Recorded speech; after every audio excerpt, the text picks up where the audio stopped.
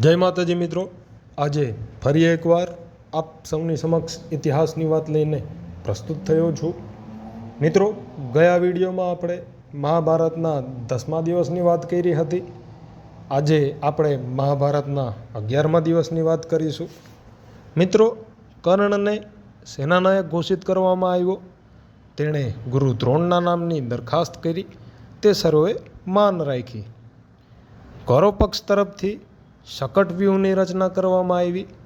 કૌરવ છાવણીમાં નક્કી કરવામાં આવ્યું કે બધી જળનો મૂળ યુધિષ્ઠિર છે. તેને જીવતો પકડી પાડીએ તો યુદ્ધ સમાપ્ત થઈ જાય તેવો વ્યૂહ ગોઠવવામાં આવ્યો. સાત્યકી અને કૃતવર્મા વચ્ચે, ભગદેવ અને દ્રુપદ વચ્ચે, ભૂરિશ્રવા અને શિખંડી વચ્ચે, ઘટોત્કચ અને અંબલુશ વચ્ચે, ચેકિતાન અને અર્જુન વચ્ચે, શત્રુદેવ અને લક્ષ્મણ વચ્ચે લડાઈ જામી હતી.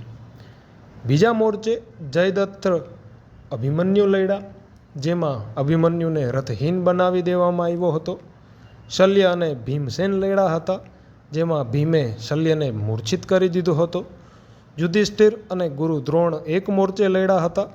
આખો દિવસ પસાર થઈ ગયો. કર્ણનો પ્રથમ દિવસ હતો, પણ કંઈ જ કરી શક્યો નહીં. ગરજો પણ વરસી શક્યો નહીં. જય માતાજી મિત્રો.